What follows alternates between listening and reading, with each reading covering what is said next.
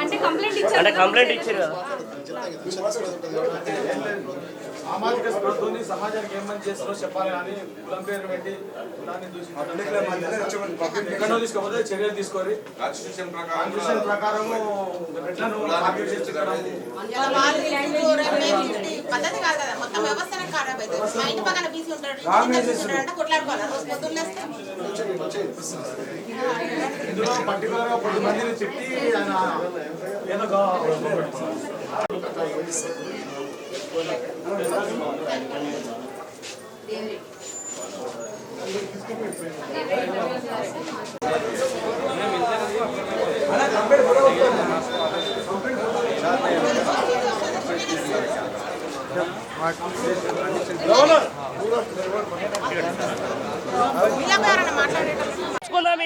ఈ ధర్నాకే కారణం ఇప్పుడు తీన్మార్ మల్లనే ఆయన జిచ్చిబొమ్మని తలగబెట్టిరు ఇక్కడ. ఇంక మరి వీళ్ళు ఏమంటున్నారు, తీన్మార్ మల్లన్నకి ఎలాంటి హెచ్చరిక ఇస్తున్నారు? మరి ఇక్కడ ఉన్న పెద్దవాళ్ళతో కూడా అడిగి తెలుసుకుందాం. అన్న నమస్తే. చెప్పండి అన్న, ఇప్పుడు తీన్మార్ మల్లన్నని ప్రశ్నించి ఇప్పుడు ఇలా జిచ్చిబొమ్మను దహనం చేసారు. మరి తీన్మార్ మల్లన్న అనేటోడు ఇలా ఆయన ఒక అధికారంలో ఉన్నాడు, ఆయన ఒక పదవిలో ఉన్నాడు.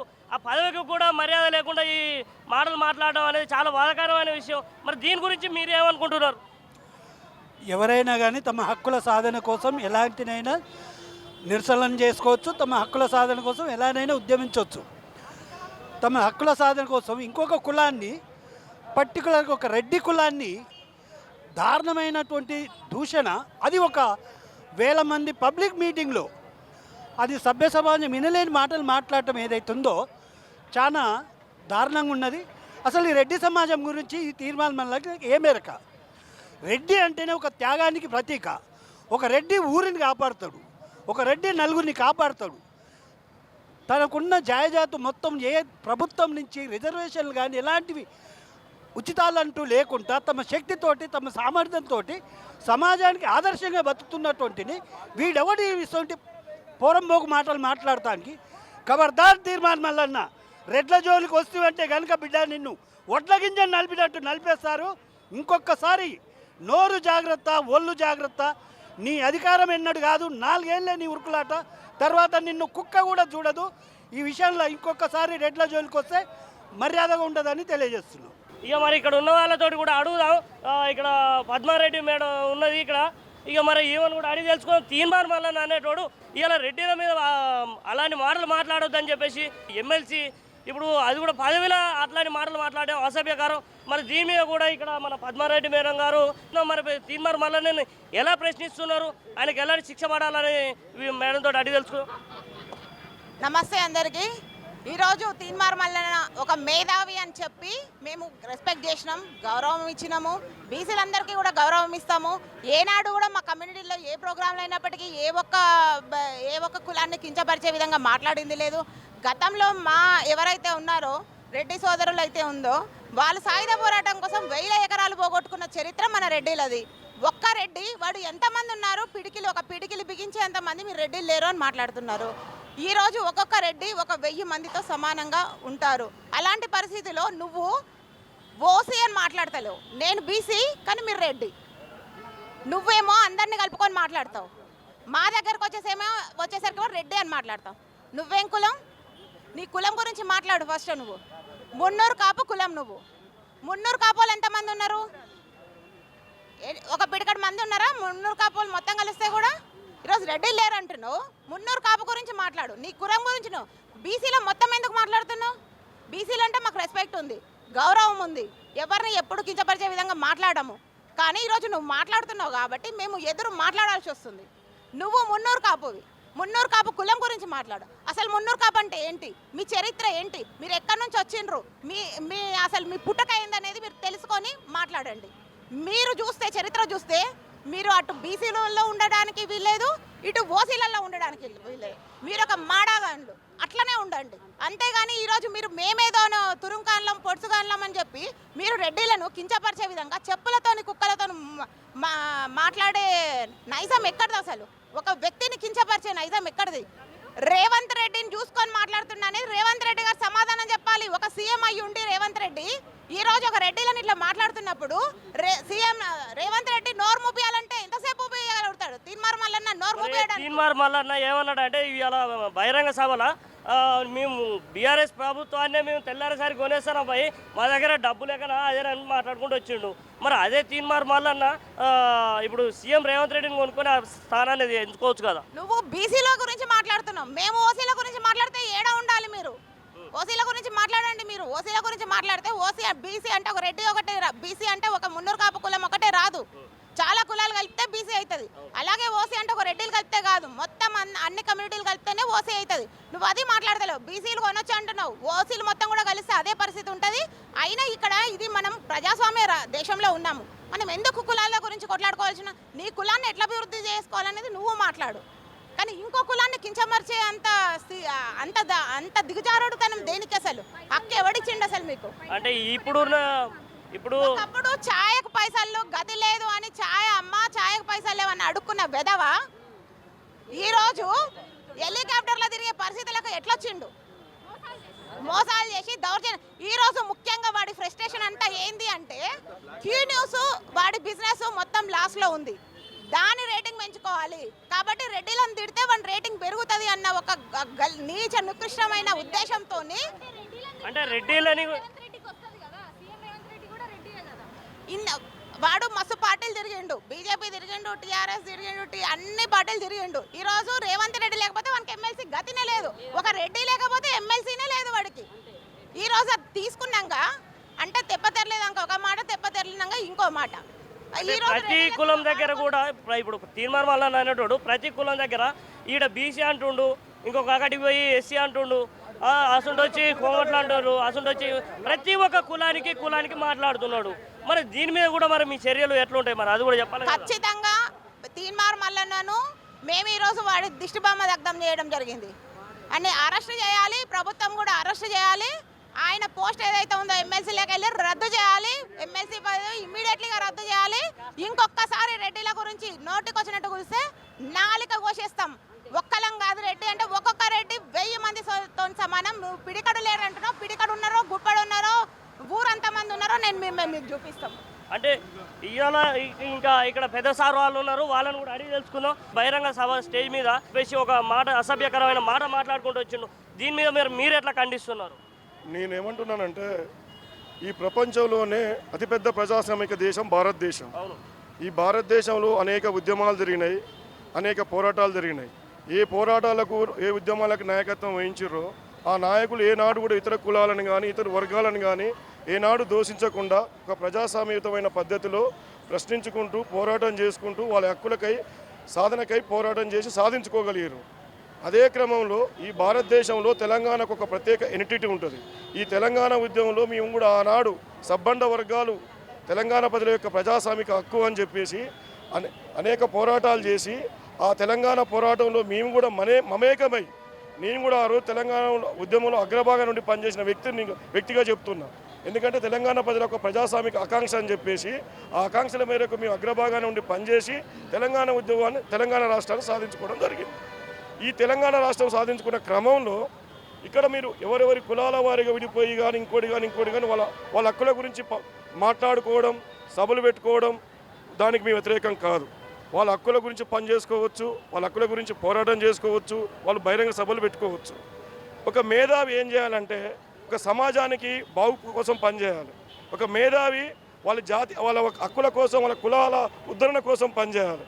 కానీ ఈ మేధావి సరే మేము ఒక జర్నలిస్ట్గా అవతారం అయితే జర్నలిస్ట్గా పనిచేస్తూ జర్నలిస్ట్గా మేము గౌరవించడం, నువ్వు జర్నలిస్ట్గా గౌరవించుకుంటూ ఒక జర్నలిస్టు తర్వాత క్రమంలో నువ్వు పనిచేసుకుంటూ వచ్చి నీ యొక్క పోరాట ఫలితమో నీ జర్నలిస్ట్ హక్కుల గురించి పనిచేసే క్రమంలో నీ యొక్క మేధావితనాన్ని చూసో ఆనాడు ఎమ్మెల్సీగా పోటీ చేయడం జరిగింది. ఎమ్మెల్సీగా కూడా ఇలా చట్టసభలకు ఎన్నిక కాబడ్డాం. అంటే ఇలా చట్టసభలలో శాసనాలు తయారు చేసే చట్టసభలకు ఎన్నిక కాబడిన ఒక ప్రజాప్రతినిధివి నువ్వేంది సబ్బండ వర్గాలకు ప్రాతినిధ్యం వహిస్తున్న ప్రజాప్రతినిధివి, నువ్వు ఎమ్మెల్సీవి. ఇక డబ్బున్నదన్న అహంకారమా లేకుంటే పదవి ఉందన్న పొగరా? సరే, డబ్బు ఉన్నదని అహంకారమా, పదవి ఉన్నదని పొగరా, వాటి మీ తిరుగు పోలేము, వాటి గురించి మేము మాట్లాడము. ఇవాళ ఏంటంటే ప్రజాస్వామ్య దేశంలో ప్రశ్నించే హక్కులు ఉంటాయి, మాట్లాడుకోవడే హక్కులు ఉంటాయి, చర్చించుకోవాల్సిన హక్కులు కూడా అందరికీ ఉంటాయి. వారి కుల సంఘాలకు కానీ వాళ్ళ హక్కుల గురించి పోరాటం చేసి బీసీ దళిత భోజన వర్గాల హక్కుల గురించి పోరాటం చేయడంలో మాకు ఎలాంటి అభ్యంతరం లేదు. ఈరోజు గత 30 సంవత్సరాలుగా ఒక వర్గానికి ఒక కులానికి మందకృష్ణ మాదిగ అనే ఒక నాయకుడు వాళ్ళ కులం గురించి 30 సంవత్సరాలుగా పోరాటం చేస్తూ ఉన్నాడు. ఏనాడు కూడా ఆ మందకృష్ణ మాదిగ గారు ఇతర కులాలను దూషించిన దాఖలాలు లేవు ఎక్కడ. అదేవిధంగా ఆర్కృష్ణ అనే వ్యక్తి నేను ఉస్మాన్ యూనివర్సిటీ కాంచి నా విద్యార్థి దశ నుంచి నేను చూస్తూ ఉన్నా, ఏనాడు కూడా వాళ్ళ బీసీ హక్కుల గురించి పోరాటం చేసింది తప్ప ఇతర కులాలను దూషించిన దాఖలాలు ఎక్కడ లేవు. నేనేమంటున్నానంటే నువ్వు ఒక జర్నలిస్ట్గా నీ యొక్క క్యారియర్ స్టార్ట్ చేసినావు, నీ జర్నలిస్ట్ క్యారియర్ స్టార్ట్ చేసి నీ యొక్క మేధావితనాన్ని గుర్తించి ఆనాడు కాంగ్రెస్ పార్టీ ఇంకో పార్టీ నేను గుర్తించి ఒక ఎమ్మెల్సీగా స్థానం కల్పించింది. నేనేమంటున్నా, నువ్వు సరే నీ బీసీ హక్కుల గురించి పనిచేసే క్రమంలో నాకు రెడ్డిలో ఓట్లు వద్దనేది అంటున్నావు కదా బహిరంగంగా. ఇలా నువ్వు ప్రతి ఒక్కరిది ఓటే కదా, ప్రతి ఒక్కరిది ఓటే. రెడ్డి అయినా, కాపు అయినా, బీసీ అయినా, ఎస్సీ అయినా, ఎస్టీ అయినా ప్రతి ఒక్కరిది ఓటే. మరి అందరు ఓటు వేస్తేనే గెలిచిండు, మరి అందరు ఓట్లు వేయండి ఎట్లా గెలుస్తాడు? గెలవడు కదా. మరి అదే మళ్ళీ మిమ్మల్ని టార్గెట్గా ఎందుకు చేసుకోవాలి అంటే నేనేమన్నా అంటే ఈ అగ్రవర్ణాలలో కూడా ఈ రాష్ట్రంలో అనేక మంది పేద తరగతి కుటుంబాలు ఉన్నాయి. ఇవాళ ఈ తెలంగాణ రాష్ట్రంలో ఇప్పటి వరకు కూడా అగ్రవర్ణాలకు సంబంధించి రెడ్డి సామాజిక వర్గానికి సంబంధించి 2 ముఖ్యమంత్రులు చేయడం జరిగింది ఉమ్మడి రాష్ట్రంలో. ఆనాడు చెన్నారెడ్డి, తర్వాత ఇవాళ తెలంగాణ రాష్ట్రం ఏర్పడిన తర్వాత ఈ రోజు రేవంత్ రెడ్డి గారు వచ్చారు కదా. అగ్రవర్ణాలకు సంబంధించిన గతంలో తెలంగాణ రాష్ట్రం ఏర్పడిన తర్వాత తెలంగాణ ఉద్యమానికి పనిచేసిన కేసీఆర్ గారు మొదటి ముఖ్యమంత్రి కావడం జరిగింది. ఇవాళ అగ్రవర్ణాలలో కూడా ఈరోజు తెలంగాణ రాష్ట్రంలో కానీ గ్రామీణ ప్రాంతంలో కానీ ఇవాళ మేధావర్గం అని చెప్పుకునే ఈ మేధావులు కూడా ఆనాడే చెప్పి రెడ్డి సామాజిక వర్గం గ్రామీణ ప్రాంతంలో ఏ విధంగా ఉంటుంది అనేది. రెడ్డి సామాజిక వర్గం అందరూ కూడా ప్రతి కులాన్ని దగ్గరికి తీసి కులాల వారీగా పోగు చేసి ఏది తారతమ్య భేదం లేకుండా అందరిని ఒక దగ్గర చేసి అందరిని బాగోగుల గురించి పనిచేసిన వర్గం ఇలా రెడ్డి సామాజిక వర్గం. కాబట్టి ఏ కులాన్ని ఇంతవరకు కూడా కించపరిచి మాట్లాడిన దాఖలాలు ఈ రెడ్డి సామాజిక వర్గానికి లేదు. నేనేమంటున్నానంటే తీన్మార్ మల్లన్న ఇలా దళిత బహుజన వర్గాల బీసీ బహుజన వర్గాల పక్షాన ఉండి పనిచేయి, నువ్వు నాయకునిగా ఎదుగు, నువ్వు బహుజన వర్గాల నీకు ఓట్లేస్తే ముఖ్యమంత్రి మేము కాదనం. కానీ ఈ భారతదేశ రాజకీయాలలో ఈ ప్రజాస్వామ్య రాష్ట్రంలో ఈ ప్రజాస్వామ్య దేశంలో ప్రశ్నించే తత్వం ఉంటే ప్రశ్నించు, కానీ ప్రశ్నించే కాడ ప్రశ్నించు. ఇక్కడ ఒక రెడ్డి సామాజిక వర్గాన్ని ప్రశ్నించిన ముఖ్యమంత్రి కావాలనుకుంటే కాలేవు, ఒక వర్గాన్ని కించపరిచి మాట్లాడాలని కూడా కాలేవు. ఇవాళ వర్గాలను కించపరిచి మాట్లాడి ఒక నాయకుడిగా ఎదిగిన దాఖలాలు ఎక్కడ లేవు. ఒక వర్గం పునాదులపైన ఒక కులం పునాదులపైన ఈ వ్యవస్థలో ఏ నాయకుడు ఎదగలేదు, ఎదిగిన దాఖలాలు కూడా లేవు, చరిత్ర చెప్తలేదు. ఈ చరిత్రలో మొత్తం కూడా సీఎం రేవంత్ రెడ్డి హస్తం ఉందంటారా? దీని వెనుక సీఎం రేవంత్ రెడ్డి ఉన్నాడా ఇంకోరున్నారా మాకు అనవసరం. మరి మా రెడ్డి సామాజిక వర్గానికి మేము ఏంటంటే ఇలా irrespective of caste political application తోటి మా రెడ్డి సామాజిక వర్గాల పక్షాన ఉండి మేము రెడ్డి సామాజిక వర్గాన్ని ఇలా నువ్వు మాట్లాడే మాటలు సభ్య సమాజం తలదించుకునేలా ఉన్నాయి. ఎందుకంటే నీ అలా అనేక కుల సంఘాలకు నాయకులు ఉన్నారు, ఇంతవరకు ఈ విధంగా మాట్లాడిన దాఖలాలు లేవు ఇక్కడ చరిత్రలో. నువ్వు కుల సంఘాల నాయకులు కూడా నేను ఇలా నీ బీసీ సామాజిక వర్గానికి సంబంధించిన నాయకులే, నీ బీసీ సామాజిక వర్గానికి సంబంధించిన ప్రజలే చీదరించుకుంటున్నారు. కాబట్టి నేనేమంటున్నా మల్లన్న గారు, నువ్వు ఎందుకంటే గౌరవ ఎమ్మెల్సీగా ఉన్నావు, చట్టసభలలో పనిచేస్తూ ఉన్నావు, ఒక గౌరవప్రదంగా మాట్లాడడం నేర్చుకోవాలి. నాయకునికి ఎదిగి రేపు ముఖ్యమంత్రి కావాల్సి వస్తుంది, ఇంకా ముఖ్యమంత్రిగా లేకపోతే ప్రధానమంత్రిగా. ఇవాళ ఈ భారతదేశానికి ప్రధానమంత్రి బీసీ సామాజిక వర్గానికి చెందిన అతను ఉన్నాడు, ఇంకా అంతకాడ సరిపోదా? ఎమ్మెల్సీ పదవి కాదు ఆయనది, ఆయన ఎమ్మెల్సీ పదవి ఎలా ఉంటే పోతుంది కాదు, దాని గురించి ఏముంటుంది. ఒక 5 సంవత్సరాలకో 3 సంవత్సరాలకో ఎన్నిక కాబట్టి ప్రజాప్రతినిధి ఆయన. ఇలా మేమేమంటున్నామంటే మీ రెడ్డిలో ఓట్లే వద్దని అంటున్నావు కదా. రెడ్డిలో ఓట్లు వద్దనుకుంటే మేమేమంటున్నామంటే ఆనాడు కాంగ్రెస్ పార్టీ బలపరిచిందా ఇంకోటి బలపరిచిందా? ఆనాడు ఏ వర్గం ఓట్లు వేసారో నీ వర్గం ఓట్లే సరిపోవాలని అంటున్నావు కదా. రేపు రాబోయే కాలం టీచర్ ఎమ్మెల్సీలో నిలబెట్టినావు కదా నీ అభ్యర్థులు గెలిపించుకో. నువ్వు పోరాటం చేసి నీ బహుజన వర్గాలని చైతన్యపరిచి నీ బహుజన వర్గాలకు రాజకీయంగా చైతన్యం తెచ్చి ఓటర్ రూపంలో మార్చుకో, మాకు అభ్యంతరం లేదు. కానీ ఒక కులాన్ని దూషిస్తే మాత్రం ఇది మంచి పద్ధతి కాదు. ఎందుకంటే ఇది నీ అంత స్థాయిలో మేము దిగజారి మాట్లాడలేము. మేము ఎందుకంటే సామాజిక స్పృహ ఉన్న వ్యక్తులం. మేము ఇవాళ ఉద్యమాలు చేసి కానీ తెలంగాణ పోరాటంలో కూడా మీ అగ్రభాగం నుండి పనిచేసిన వ్యక్తులం. కాబట్టి నువ్వు ఒక వర్గం పక్షాన పనిచేసుకుంటూ ఇవాళ నువ్వు కులం ఒక రెడ్డి సామాజిక వర్గాన్ని తిట్టేదో లీడర్ కావాలనుకోవడం నీ యొక్క ఉచితత్వ మెంటాలిటీ ఆ మెంటాలిటీ మార్చుకొని నువ్వు ఒక ఉన్నత స్థానంలో ఎదగాలని చెప్పేసి మేము కోరుకుంటున్నాం. ఇంకోటి భవిష్యత్తులో కూడా ఇలాంటి పదాలు మాట్లాడకుండా ఒక సభ్య సమాజం గౌరవించే పదాలను మాట్లాడాలని చెప్పేసి నేను కోరుతూ, ఇది మంచి పద్ధతి కాదని చెప్పేసి మరొకసారి తీన్మార్ మల్లన్న గారికి చెప్పడం జరుగుతూ ఉంది. ఎందుకంటే నీ స్థాయిలో మేము మాట్లాడలేము, నీ స్థాయి దగ్గర మేము దిగజార్చుకోలేము. కాబట్టి నువ్వు ఒక జర్నలిస్ట్గా నీ జీవితాన్ని ప్రారంభించడం, నీ గురువు అంకం రవి గారు అని నువ్వే చెప్తావు. నీ అంకం రవి గారు చేరిన విద్య ఇదేనా నీకు? అదే V6 ద్వారా అంకం రవి గారు కూడా ఆయనకు సామాజిక స్పృహ ఉంది. ఇలా బీసీలలో కూడా సామాజిక స్పృహ ఉండి అనేకమైన వ్యక్తులు ఉన్నారు. మరి వారు కూడా ఈ సమాజాన్ని ఈ విధంగా మాట్లాడేందుకు వాళ్ళు కూడా ప్రశ్నించాలి. మరి వాళ్ళు ఏం మాట్లాడతారో మేము ఇలా మందకృష్ణ మాదేవి కూడా ఇలా ఎస్సీ వర్గీకరణ గురించి మాట్లాడుతారు. ఇలా మా రెడ్డి సామాజిక వర్గం కూడా మీరు మందకృష్ణ ఎస్సీ వర్గాన్ని కూడా మేము మద్దతు తెలియజేస్తా ఉన్నాం. అదే క్రమంలో తెలంగాణ ఉద్యమంలో పనిచేసిన పార్టీని కొంటా అంటాడు, ఏడ తీసుకొచ్చి కొంటాడు పార్టీని? అది ఎంతవరకు సభపోయి మాట్లాడు? నువ్వు మాట్లాడే పద్ధతి మార్చుకోవాలని చెప్పేసి మేము ఈ విధంగా తెలియజేస్తూ ఉన్నాం. ఎందుకంటే భవిష్యత్తులో ఇలాంటి పదాలు మాట్లాడొద్దని మేము హెచ్చరిస్తూ ఉన్నాం. చింతపండు నవీన్ కుమార్ ఆలియాస్ తీన్మార్ మల్లన్న అనేటోడు ఛాయ కూడా డబ్బు లేని రోజులలో యూట్యూబ్లో చెప్పుకున్నాడు, ఇట్లా నాకు ఛాయ కూడా 10 రూపాయలు లేవు, నేను ఒక అనవర్గ వర్గాల నుంచి నేను ఒక కింది స్థాయిలో ఉన్నవాడిని అదేనని చెప్పుకుంటూ వచ్చిండు. ఇవాళ హెలికాప్టర్లో తిరగడానికి దాదాపు ఇక్కడి నుంచి హైదరాబాద్ నుంచి వరంగల్కి పోవాలంటే 20 నుంచి 25 లక్షల రూపాయల అమౌంట్ అయితే అవుతుంది. మరి ఈ అమౌంట్ అంతా ఎక్కడి నుంచి వస్తుంది అసలు? నమస్తే తమ్మి, నువ్వు ప్రేమతో అక్క అని పిలిచినావు అంటే మా రెడ్డిల తత్వం ఎట్లుంటుంది? ఒక అక్క అన్న అమ్మ అన్న ప్రేమతో ఆదరించే తత్వము ఒక రెడ్డి బిడ్డ. రెడ్డి బిడ్డ దగ్గర ఏం లేకున్నా నేను ఒకరికి సహాయం చేయాలనే ఒక అంటే మనం వెనకటి నుంచి కూడా చూస్తూనే ఉన్నాం అందరం, మన తాతలు ముత్తాతలు. ఇప్పుడు మీరు ఒక ఊరు నుంచి వచ్చిన వాళ్ళే, మేము కూడా ఒక ఊర్ల నుంచి పుట్టి వచ్చిన వాళ్ళమే. అందరికీ తెలుసు రెడ్డి అనేటోడు ఒక 10 మందికి ఉపయోగపడేటోడే కానీ 10 మంది తిన్నోడు ఎవరు లేడు. చరిత్రలో కూడా అది లేదు. ఆనాడు మల్లి స్వరాజ్యం నుంచి మొదలు పెడితే ఇప్పుడు నేడు గీతారెడ్డి మేడం వరకు కూడా ఒక జితేందర్ రెడ్డి ఏబీవీపీ నాయకుడు అంటే అట్లా చెప్పుకుంటూ పోతా ఉంటే రెడ్డిలలో కూడా ప్రాణత్యాగం చేసి దేశం కోసము రాష్ట్రం కోసము ప్రాణాలు అర్పించిన వాళ్ళు ఎంతోమంది ఉన్నారు. అంత గొప్ప చరిత్ర మన రెడ్డిలది. తెలంగాణ రాష్ట్రం కోసం ఈరోజు తీన్మార్ మల్లి గారిని అడుగుతున్నా నేను, తెలంగాణ రాష్ట్రం ఒక నువ్వు బీసీ బిడ్డ కష్టపడితేనే వచ్చిందా? నువ్వు మున్నూరు కాపోని నువ్వు ఒక్కనే కష్టపడితేనే వచ్చిందా? అందులో మా రెడ్డిలు కూడా ఉన్నారు కదా, రెడ్డిలు కూడా సపోర్ట్ చేస్తేనే కదా నీకు బ్యాక్ సపోర్ట్గా రెడ్డిలు ఎందుకు నువ్వు ఏ పని చేసినా చూపించు నువ్వు. అంటే మామూలుగా ఇప్పుడు వేర్వేరు సభలలో పోయినప్పుడు అక్కడ ఎస్సీ అంటారు, ఇక్కడ బీసీ అంటారు, ఎస్సీ అంటారు, ఎస్సీ ఎస్టీ ఓసీ బీసీ అని ఎక్కడ పోయినా ఒక్కొక్క కులానికి చిచ్చు పెడుతున్నారని చెప్పేసి ఇక్కడ కొంతమంది మాట్లాడుకుంటూ వస్తున్నారు. మరి దాని మీద కూడా మీ అభిప్రాయం ఏదో చెప్పాలి మరి. అంటే ఇదంతా తీర్మార్ మల్లన్నది ఏంటంటే అట్లా నేను ఈ ఎస్సీని దగ్గర చేసుకుంటా, బీసీని దగ్గర చేసుకుంటా, ఇంకా వీళ్ళని అందరు దగ్గర చేసుకుంటా నన్ను రేపు నేను ప్రధానమంత్రి సీట్లా కూర్చోబెడతారేమో. ఈ మల్లి గాంధీ కూడా అదే ఉద్దేశంతో పోతున్నాడేమో. నీకంత విలువ ఉందారా? ఈరోజు రేవంత్ రెడ్డి దయదలిచి నీ మీద నీకు ఎమ్మెల్సీ పదవి ఇస్తే నువ్వు ఈరోజు పబ్లిక్లా కనబడుతున్నావు. లేకపోతే సంకనాకి పోయేది నా కొడక. అప్పుడు కేసీఆర్ అరెస్ట్ చేస్తే నేను ఎవడరా? నిన్ను దేకింది నిన్ను కానింది ఎవడు?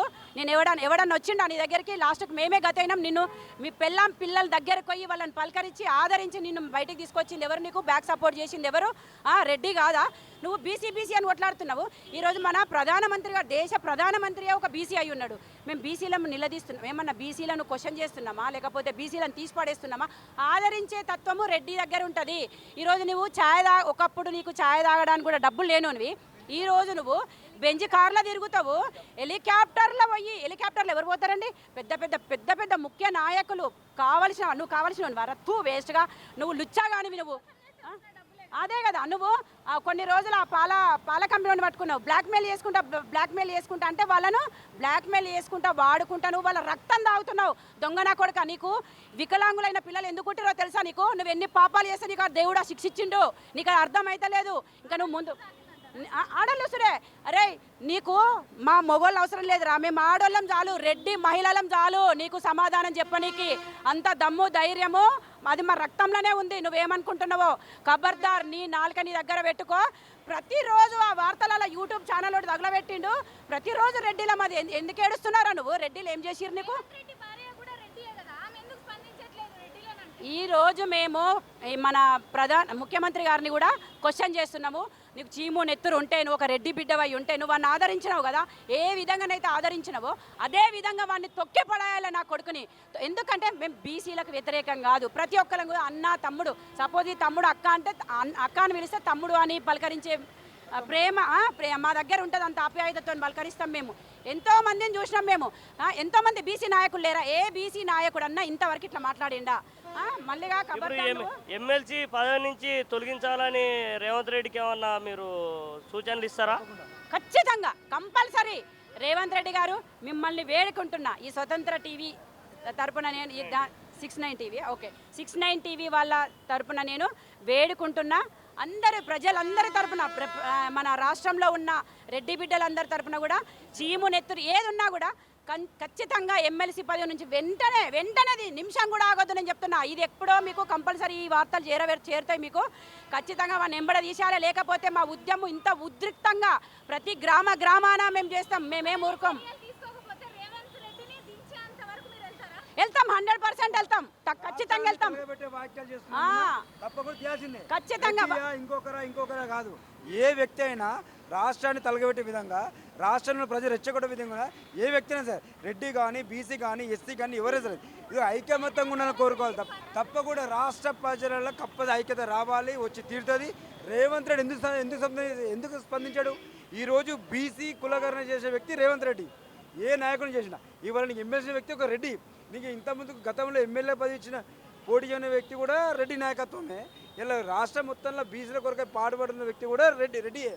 ఆ మాత్రం సిగ్గుచరం లేకుండా వీడు ఎలా మాట్లాడగలుగుతున్నాడు? కనీసం స్టేజ్ పైన 100 మంది బీసీ నాయకులు ఉన్నారు, ఒక్క బీసీ నాయకుడు వాడిని ఆపలేకపోయారు. ఎందుకు ఆపలేకపోయారు? తీన్మార్ మల్లన్నను ఎదిరిస్తే వాళ్ళకి చుక్కలు చూపిస్తున్నారని ఒక బయట టాకు. మరి అంటే ఇప్పుడు ఆ విషయం మీద కూడా ఎవరు ఎదిరించలేకపోతున్నారా? వానిలో భయం మాత్రమే రెచ్చగొట్టుకుంటున్నాడు. వానిలో భయము, వాని కోసం వాడు పెంచుకునే తత్వం తప్ప వాళ్ళ దగ్గర ఏం లేదు. మల్లన్న బీసీ మీటింగ్లో ఆయన మాట్లాడినటువంటి మాటలు సభ్య సమాజం సిగ్గుతో తల వంచుకునేటువంటి పరిస్థితి ఈరోజు ఉన్నది. తెలంగాణ రాష్ట్రంలో శాసన మండలి సభ్యునిగా అతను మాట్లాడవలసినటువంటి భాష మాట్లాడలేదు కాబట్టి తక్షణమే అతను రాజీనామా చేయాలని రెడ్డి సంఘం తరఫున డిమాండ్ చేస్తున్నాం. రెండో విషయం, అసలు తీన్మార్ మల్లన్న నీకు రెడ్ల చరిత్ర తెలుసారా అని నేను అడుగుతా ఉన్నా ఈ సందర్భంగా. తెలంగాణ సాయుధ పోరాటంలో పోరాడింది ఎవడరా? నువ్వు చూసినావు? అసలు నీకు పోరాట సంగతి తెలుసా? ఎంతమంది రెడ్లు ప్రాణాలు కోల్పోయారు? బీద బడుగు బలహీన వర్గాల కొరకు పోరాడినటువంటి కులం రెడ్డి కులం. అది నువ్వు గ్రహించుకొని మాట్లాడాలి. నీ ఒళ్ళు చింతపండు అయ్యే రోజులు దగ్గర పడ్డాయి. నువ్వు పిచ్చి పిచ్చిగా మాట్లాడితే ఇది హెచ్చరిక మాత్రమే. మరొక్కసారి నీ యొక్క టంగ్ ఈ రకంగా స్లిప్ అయితే నీ సంగతి బజార్లలో నిన్ను ఈడ్చికొట్టే రోజులు దగ్గర పడ్డాయని ఈ సందర్భంగా మనవి చేస్తా ఉన్నాం. ఎలాంటి చర్యలు తీసుకుంటారని అనుకుంటున్నారు? ఏవైతే దుర్మార్గంగా ఏదైతే కించపరుస్తూ రెడ్లను మాట్లాడిండో, ఒక కులాన్ని ప్రత్యేకంగా చూపిస్తూ కించపరుస్తూ దుర్మార్గంగా మాట్లాడింది చట్టపరంగా కూడా భావ్యం కాదు. అది ఆయన పతాక స్థాయికి చేరింది. ఆయన అంటే దిగజారుడుతనానికి ఇదే చిహ్నము. చట్టపరంగా చర్య తీసుకోవాలి. చట్టసభలో ఉండడానికి అర్హుడు కాదు. ఇటువంటి వ్యక్తిని చట్టసభలకు పంపితే ప్రజలకు కనీసం బీసీ పక్షాన మాట్లాడుతుంది కదా, వాడు బీసీలకు కూడా ఏం చేయడు. ఎందుకంటే వాడు ఎవరికి ఏం చేయడు. ఇంతో అంతో కాపు అంటే దాపు రెడ్లకు ఎంతైనా సహాయం చేసే గుణం పుట్టుకతో సహా ఉంది, స్వతహాగా ఉంది. వాళ్లకు ఇంతో అంత పేరుంది. వాళ్ళని తిడితే వాళ్ళను తిట్టి అంటే నెగిటివ్ ప్రొపగండాతో హైలైట్ కావాలనే ఆలోచన దుర్మార్గ ఆలోచన తప్ప ఇంకొకటి లేదు. రెడ్లు ఖచ్చితంగా ఇంకో గ్రామాలలో ఎక్కడైనా కానీ ఏ కులస్తులకు కానీ ఏమన్నా ఆపత్తుందన్నా ఏముందన్నా సాయం చేసి రెడ్లు అంటేనే అన్ని కులాల వారు ఉన్నారు, అందరితోని మంచిగా సఖ్యతతో ఉన్న రెడ్లు. దీన్ని ఏంటంటే ఈ విషయాన్ని రెడ్లకున్న పేరు ప్రతిష్టను జీర్ణించుకోలేక ఇట్లా మాట్లాడుతున్నాడు. రెడ్లు కూడా ఇంతమంది చట్టసభలు ఎందుకున్నాను మాట్లాడుతారు కదా ఓపెన్గానే. అంటే ఎవరైనా పోటీ చేసే అవకాశం ఉంది, అందరూ పోటీ చేసే అవకాశం ఉంది.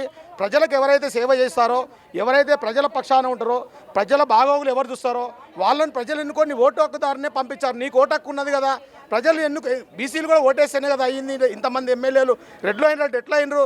రెడ్లకు సాయం చేసే గుణం ఉంది కాబట్టి రెడ్లను చట్టసభలకు పంపించారు. ఎవరైతే ప్రజలకు మంచి చేస్తారో వాళ్ళనే పంపిస్తారు, వాళ్ళనే ఎన్నుకుంటారు. అందుకే ఈ గుణం ఉన్న రోజులు రెడ్లకు ఎప్పుడూ అందలం ఎత్తనే ఉంటారు.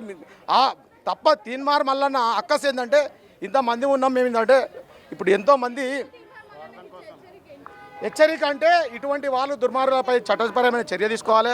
వాడు కేవలం ఏంటంటే లేదు ఎమ్మెల్సీ నుంచి బర్తరఫ్ చేయాలి, చట్టపరమైన చర్యలు తీసుకోవాలి. బీసీ సమాజం కూడా గమనించాలి. వాడు బీసీలకు కూడా ఏం చేయడానికి గమనించాలి. వాడు బీసీలలో కూడా ఏం చేయడు. ఎందుకంటే వాడి స్వతహాగా వాడి ఆక్రమణ గురించి, దురాక్రమణ గురించి, వాడి ఎదుగుదల గురించి, వాడి పేరు గురించి తాపత్రయపడడం తప్ప ఇంకొకటి లేదు. వాడు తిడుతున్నాడంటేనే అర్థం చేసుకోవాలి. డబ్బు సంపాదించుకోవడం వాడిని ఎదుగుదలకు తప్ప ఇంకో విషయం పనికొచ్చేది కాదు అది ముచ్చట. ఎందుకంటే నువ్వేం చేస్తున్నావో చెప్పు, నువ్వు బీసీ సమాజానికి నువ్వేం చేస్తున్నావో చెప్పు. స్వతహాగా నువ్వు సామాజిక స్పృహతోని బీసీ సమాజానికి ఏం చేస్తున్నావో చెప్పు, ఏం గొప్ప చేస్తున్నావో చెప్పు. అంతేగాని నువ్వు నన్ను తిట్టి నువ్వు గొప్పను అయితే అంటే ఎట్లా? నువ్వేం మంచి చేసేది చెప్పాలి కదా. మంచి చేసే చేతగాక వేరే వాళ్ళని తిడితే ఎట్లా? నువ్వు తిడుతున్నావు అంటే నువ్వు చేతగాను అని అర్థం. చింతపాడు నవీన్ కుమార్ అలియాస్ తీన్మార్ మల్లన్న ఇవాళ ప్రతి కులంలో తిరుగుతున్నావు, ప్రతి చోట నువ్వు ప్రతి మాట మాట్లాడుతున్నావు. ఇవాళ ఒక ఆడి పోతున్నావు ఎస్సీ అంటున్నావు, ఒక ఆడి పోతున్నావు ఓసీ అంటున్నావు, ఒక ఆడి పోతున్నావు బీసీ అంటున్నావు. తీన్మార్ మల్లన్న గారు ఇలాంటి మాటలు మాట్లాడడం అసభ్యకరం. ఎందుకంటే నువ్వు ఒక పదవిలో ఉన్నావు, ఒక ప్రజలకి సేవ చేయాలి, కానీ ఇట్లా ఒకరి మీద మాటలు మాట్లాడొద్దు.